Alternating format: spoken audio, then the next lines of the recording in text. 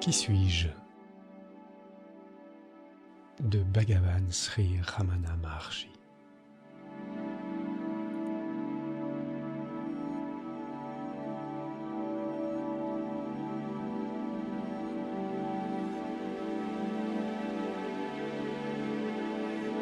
Tout être vivant aspire à un bonheur qu'aucune souffrance ne troublera. Et chacun éprouve le plus grand amour pour soi-même. La cause de cet amour est seul le bonheur. Aussi, afin d'atteindre ce bonheur, qui est notre véritable nature et que nous éprouvons chaque nuit dans le sommeil profond, lorsque le mental est absent, chacun doit se connaître soi-même. La meilleure méthode pour y parvenir est la voie de la connaissance, la quête du soi par la question « Qui suis-je » ?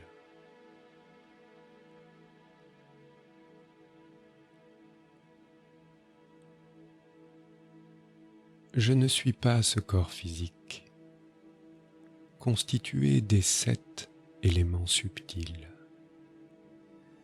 ni les 5 organes de perception sensorielle, c'est-à-dire l'oreille, l'œil, la langue, le nez et la peau, et leurs fonctions correspondantes, l'ouïe, la vue, le goût, l'odorat et le toucher.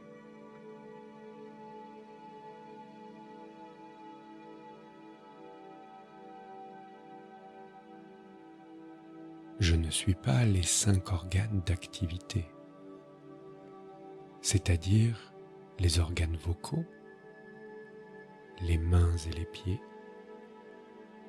l'organe de procréation et l'anus, et leurs fonctions respectives, le langage, les mouvements du corps physique, la jouissance et l'excrétion.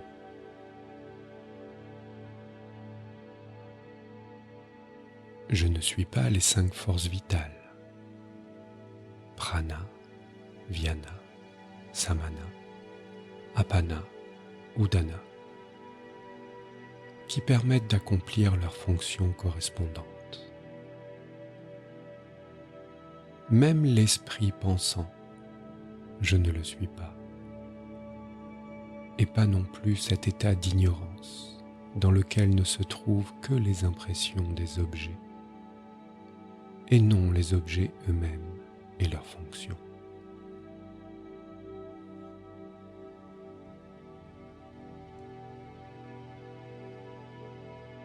Après avoir rejeté tout ce qui a été mentionné ci-dessus, comme n'étant ni ceci, ni cela, cette pure conscience qui seule demeure, cela je suis. La nature de la pure conscience est être, conscience, félicité. Sat Chit Ananda.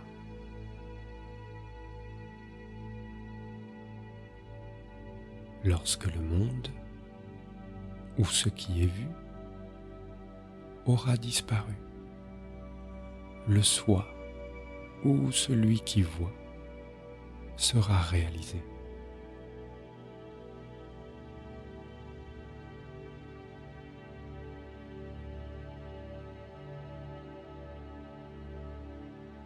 Celui qui voit et ce qui est vu sont comme la corde et le serpent.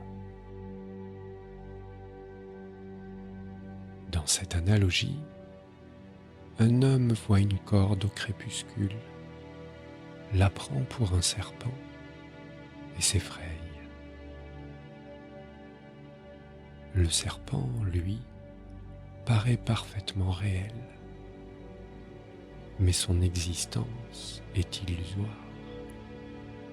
Elle n'est fondée sur aucune réalité.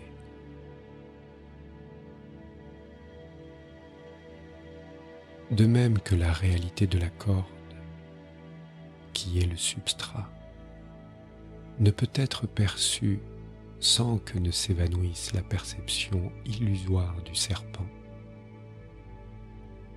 Ainsi, la réalisation du soi, le substrat, ne peut être obtenue tant que perdure la croyance dans la réalité du monde.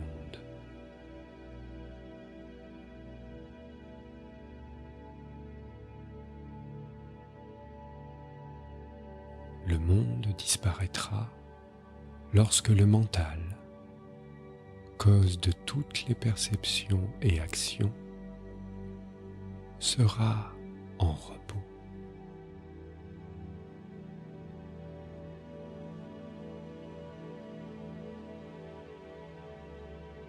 Ce qui est appelé mental est une merveilleuse force inhérente au soi par laquelle toutes les pensées s'éveillent.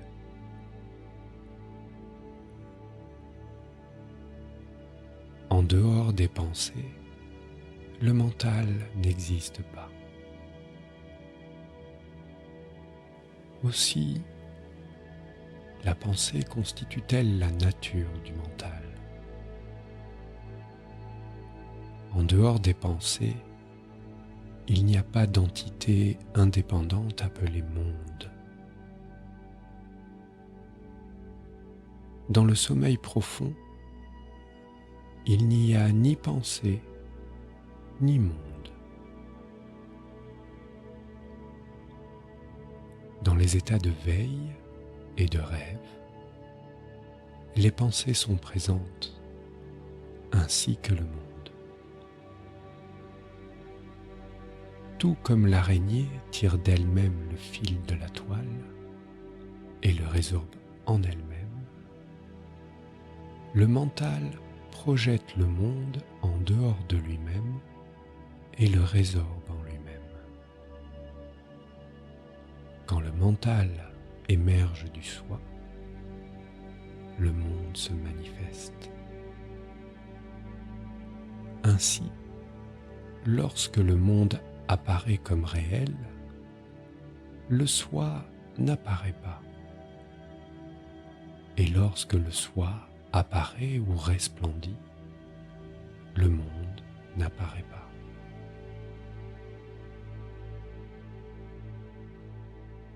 Si l'on s'interroge assidûment sur la nature du mental, celui-ci finira par disparaître, laissant le seul soi resplendissant.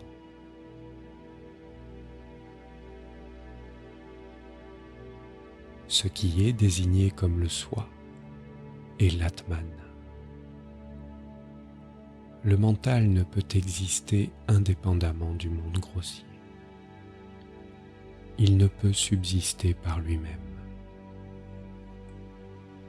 C'est le mental qu'on appelle corps subtil ou âme.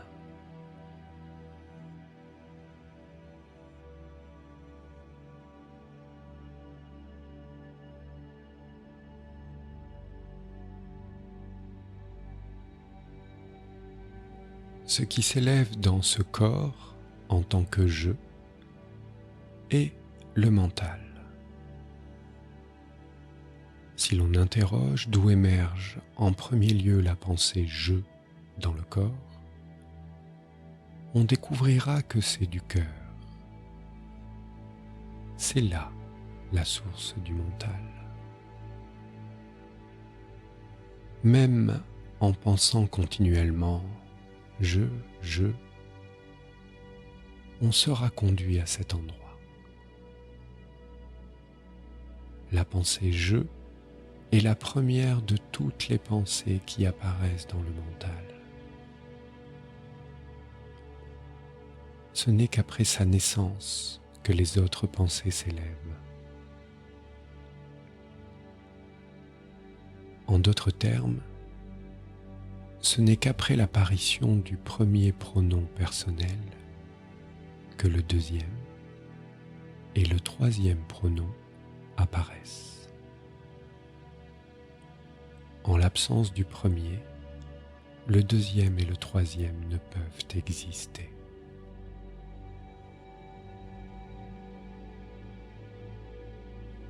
La pensée « qui suis-je » détruira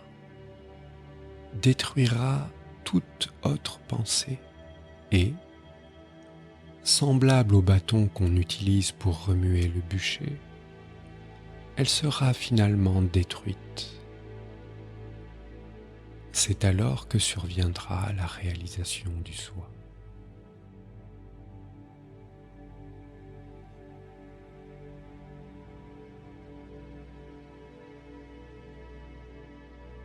Lorsque des pensées surgissent, au lieu de les suivre, on doit plutôt se demander à qui sont-elles venues ? Peu importe le nombre de pensées qui s'élèvent ainsi. Si vous vous demandez à chaque fois à qui cette pensée est-elle venue, la réponse sera à moi. Si vous poursuivez alors l'interrogation « Qui suis-je ?», le mental retournera à sa source et la pensée qui venait de surgir s'évanouira. En persévérant ainsi dans cette pratique, le mental développera peu à peu la capacité de demeurer dans sa source. Lorsque le mental subtil émerge en passant par le cerveau et les organes sensoriels, des noms et des formes du monde grossier sont perçus.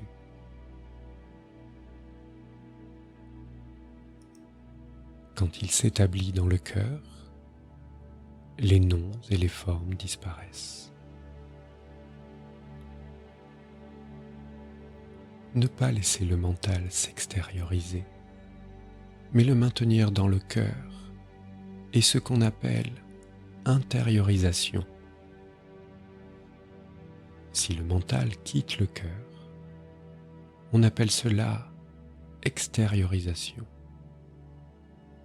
Ainsi, quand le mental demeure dans le cœur, le « je », origine de toutes les pensées, s'évanouit et le soi, toujours présent, resplendit. Quoi que l'on fasse, on doit le faire sans le jeu de l'ego. Si l'on agit de telle manière, on s'apercevra que tout est la nature de Shiva.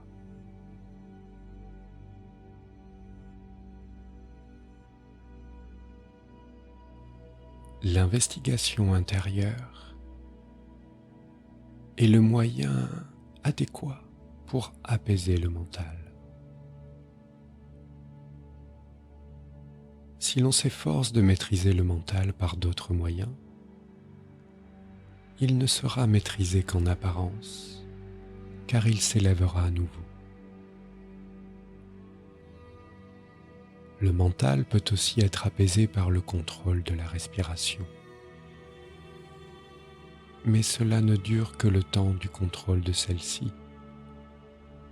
Quand elle reprend, le mental commence à s'agiter et à errer par la force de ses impressions latentes.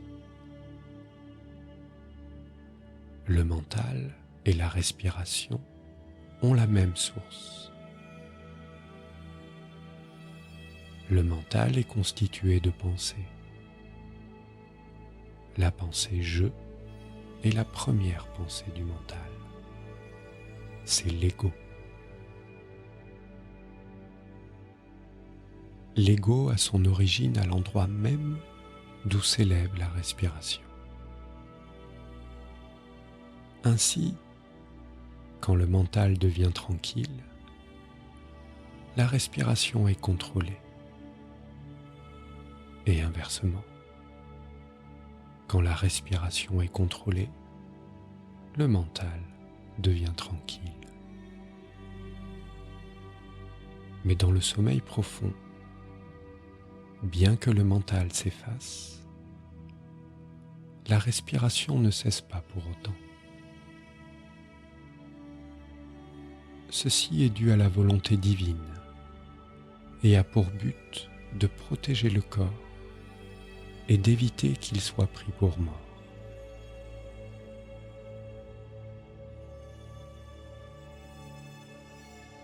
Dans l'état de veille et dans le samadhi, qui est l'absorption totale dans la contemplation, lorsque le mental est tranquille, la respiration est tranquille aussi.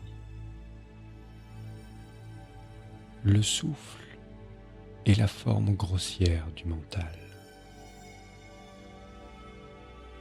Jusqu'au moment de la mort, le mental garde le souffle dans le corps.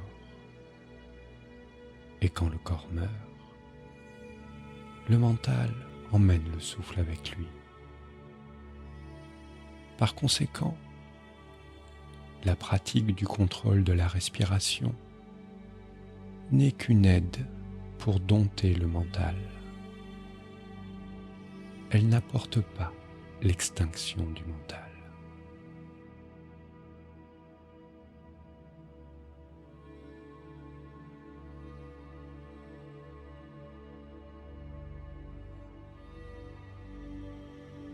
Tout comme la pratique du contrôle de la respiration,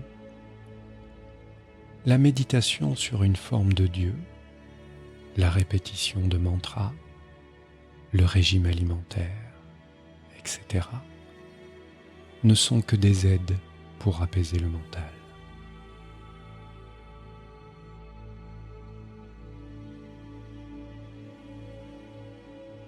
Par la méditation sur des images de Dieu et par la répétition de mantras, le mental acquiert la concentration. Car la nature du mental est précisément d'errer. Tout comme la trompe d'un éléphant cesse de s'agiter lorsqu'il tient une chaîne, ne cherchant plus alors à saisir autre chose, de même, le mental, quand il est occupé à méditer sur des noms et des formes, ne s'intéresse à rien d'autre. Quand le mental se déploie sous forme d'innombrables pensées, chacune d'elles finit par s'affaiblir. Quand, au contraire, les pensées s'évanouissent, le mental se fixe sur un seul but et devient fort. Pour un tel mental, la recherche du soi devient facile.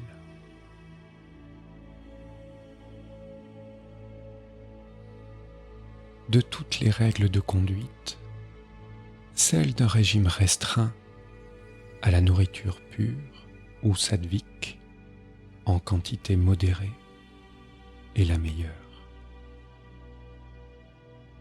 En observant cette règle, la qualité sattvique du mental se développe et cela favorise la pratique de la recherche du soi.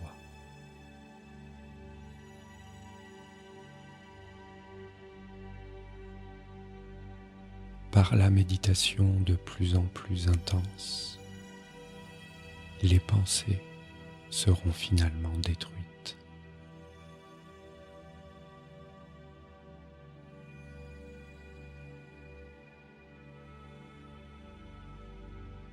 Il est indispensable de toujours persévérer dans la méditation sur le soi, sans laisser place au doute. Est-ce possible ou non? Aussi pécheur qu'on puisse être, il ne sert à rien de se tourmenter et de pleurer. Oh, je suis un pécheur, comment puis-je être sauvé?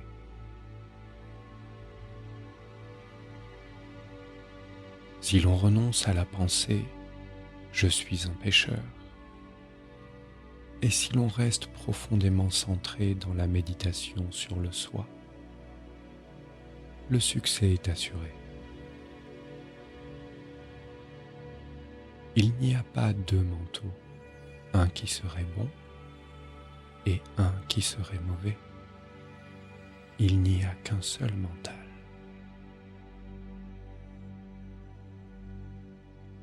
Ce ne sont que les impressions résiduelles qui sont de deux sortes, favorables et défavorables. Quand le mental est sous l'influence des impressions favorables, on le considère comme bon. Sous des impressions défavorables, il est dit mauvais.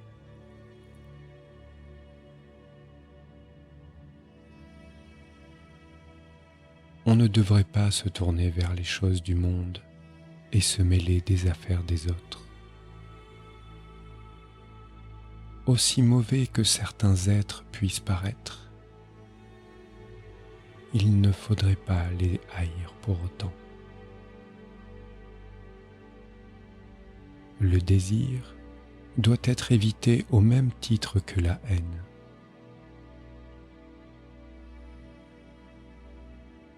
Tout ce que l'on donne à autrui, on se le donne à soi-même. Sachant que telle est la vérité, comment peut-on encore refuser quoi que ce soit à son prochain? Si l'ego se manifeste, tout se manifeste. Si l'ego s'apaise, tout s'apaise.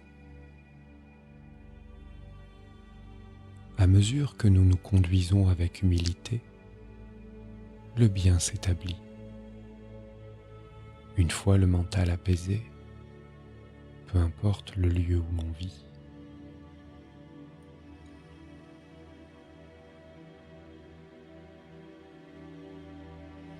Aussi longtemps que des impressions d'objets demeurent dans le mental, il est nécessaire de poursuivre l'investigation. Qui suis-je? Dès que les pensées se manifestent, elles doivent être détruites à l'endroit même de leur origine par l'investigation. Se livrer sans interruption à la contemplation du soi, jusqu'à ce qu'il soit réalisé, cela seul suffirait. Mais tant que la forteresse est occupée par les ennemis, ceux-ci tenteront de se lancer au dehors. Si, au moment où ils s'élancent, ils sont anéantis, la forteresse tombera dans nos mains.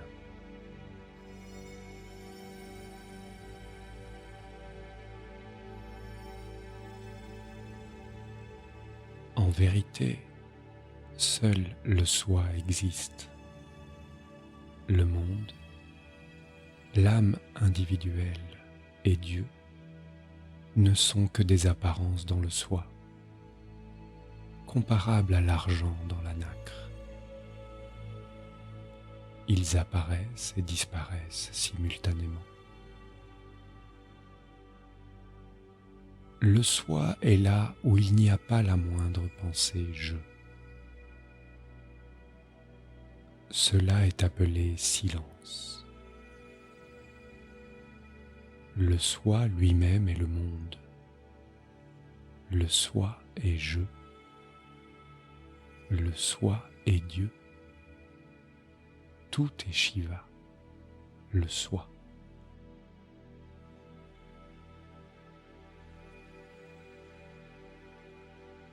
Le soleil se lève sans désir, sans intention ni effort. Et par sa simple présence, la pierre émet de la chaleur. Le lotus fleurit. L'eau s'évapore. Et les hommes accomplissent leurs tâches diverses et variées, puis se reposent. De même qu'en présence de l'aimant, l'aiguille se met à bouger, ainsi, par le pouvoir de la présence de Dieu, les âmes accomplissent leurs actions, puis se reposent conformément à leur karma. Dieu n'a pas d'intention et aucun karma n'adhère à lui, tout comme le soleil qui reste insensible aux activités du monde, ou l'éther qui se répand partout sans être influencé par les aspects positifs ou négatifs des 4 autres éléments.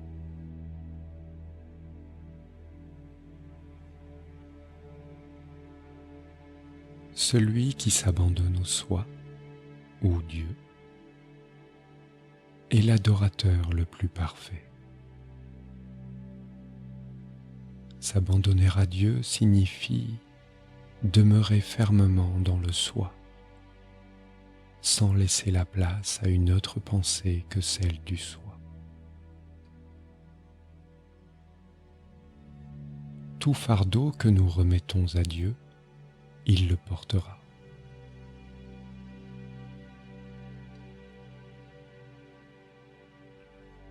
Puisque le pouvoir suprême de Dieu anime tout, pourquoi ne pas nous y soumettre, plutôt que de nous tracasser pour ce qui doit être accompli et comment il le sera? Sachant que le train transporte toute lourde charge, pourquoi devrions-nous nous continuer à porter nos bagages sur les genoux pour notre plus grand inconfort, au lieu de les poser à terre dans le train et d'être à l'aise?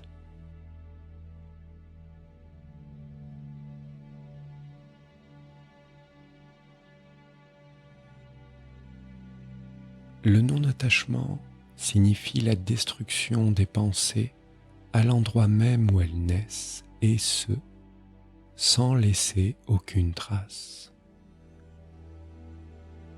Tout comme le pêcheur de perles attache des pierres à sa taille et plonge au fond de la mer pour s'emparer des perles. De même, chacun de nous devrait se munir de non-attachement, plonger en lui-même et obtenir la perle du soi.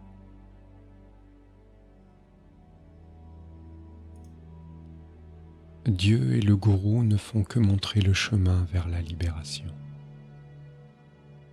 Ils ne conduisent pas d'eux-mêmes l'âme à l'état de libération. En vérité, Dieu et le gourou ne sont pas distincts. De même que la proie tombée entre les mâchoires du tigre ne pourra s'échapper,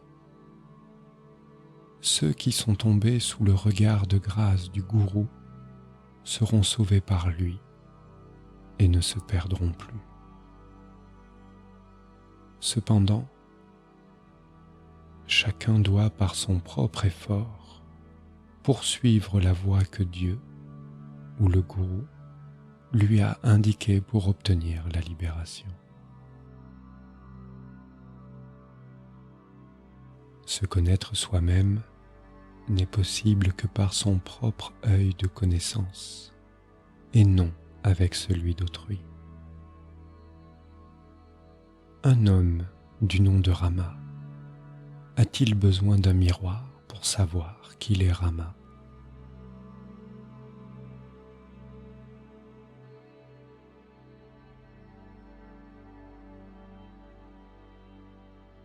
De même que l'on n'éprouve pas le besoin d'examiner une par une les ordures avant de les jeter, il n'est pas nécessaire pour celui qui désire connaître le soi de s'intéresser aux caractéristiques des principes fondamentaux de la manifestation. Il lui faut plutôt rejeter toutes les caractéristiques des principes fondamentaux de la manifestation qui lui cachent le soi. Le monde doit être considéré comme un rêve.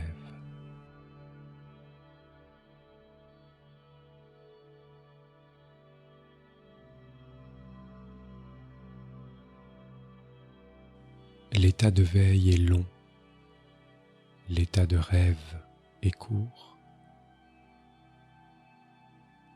Les événements du rêve paraissent tout aussi réels quand on rêve que ceux de l'état de veille paraissent réels quand on est éveillé. Dans le rêve, le mental revêt un autre corps.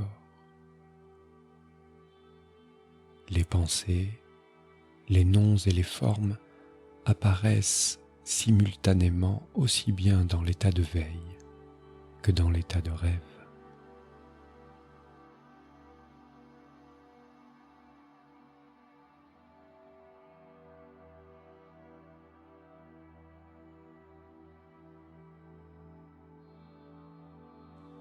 Toutes les écritures s'accordent sur le fait que, pour obtenir la libération, le mental doit être tranquille. Une fois que l'on a compris que l'essence de leur enseignement est de rendre le mental tranquille, il devient futile de faire des études interminables. Pour arriver à une telle tranquillité, il suffit de chercher en soi-même ce qu'est la nature du soi. Cette recherche, comment peut-on la mener dans les livres? On ne peut connaître le soi que grâce à son propre œil de sagesse. Le soi se trouve à l'intérieur des 5 enveloppes, mais les livres se trouvent en dehors d'elles. Puisque le soi doit être scruté en rejetant les 5 enveloppes, il serait futile de le chercher dans les livres. Arrivera le moment où il faudra oublier tout ce que l'on a appris.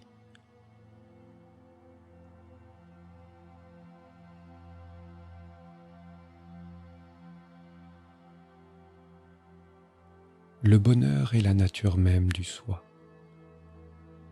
Le soi et le bonheur ne sont pas distincts. Le bonheur ne se trouve dans aucun objet du monde. Du fait de notre ignorance, nous croyons que les objets nous procurent le bonheur. Quand le mental s'extériorise, il éprouve de la souffrance. En vérité, ses désirs une fois satisfaits, il retourne à sa source et jouit du bonheur qui n'est autre que le soi. De la même manière, dans les états de sommeil, de samadhi et d'évanouissement, et quand l'objet désiré est obtenu, ou l'objet indésirable éliminé, le mental se tourne vers l'intérieur et jouit du pur bonheur du soi. Ainsi le mental erre sans cesse. Tantôt il abandonne le soi, tantôt il y retourne.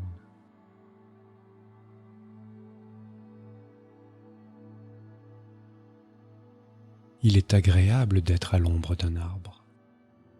Dehors, la chaleur du soleil est brûlante. Quand on sait promener sous le soleil, on apprécie la fraîcheur de l'ombre. celui qui n'arrête pas de passer de l'ombre au soleil et du soleil à l'ombre, est un insensé.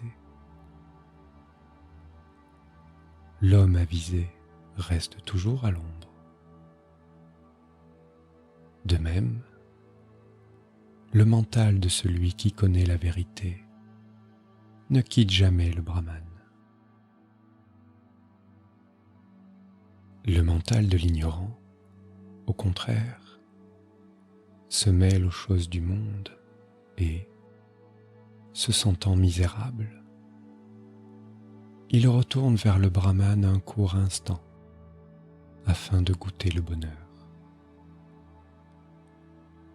En fait, ce qui est appelé monde n'est autre que pensée. Quand le monde disparaît, c'est-à-dire quand il n'y a pas de pensée, le mental fait l'expérience du bonheur. Inversement, quand le monde apparaît, il éprouve douleur et souffrance.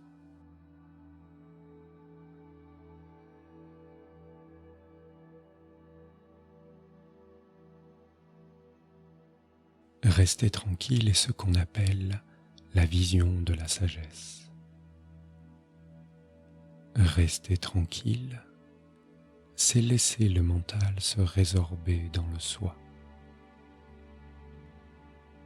Télépathie, clairvoyance, connaissance du passé, du présent et de l'avenir n'ont rien à voir avec la vision de la sagesse.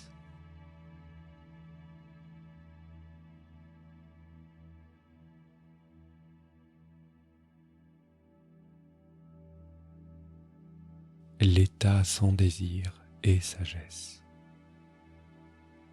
Tous deux ne sont pas distincts. Ils sont un et le même. L'absence de désir veut dire que le mental n'est plus tourné vers les objets. La sagesse signifie qu'aucun objet n'apparaît dans la conscience. En d'autres termes, ne pas chercher autre chose que le soi signifie détachement ou absence de désir. Ne pas quitter le soi est sagesse.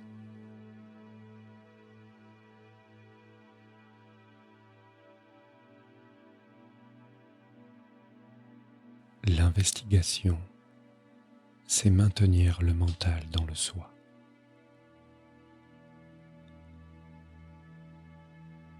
La méditation consiste à penser « Je suis Brahman », être, conscience, félicité.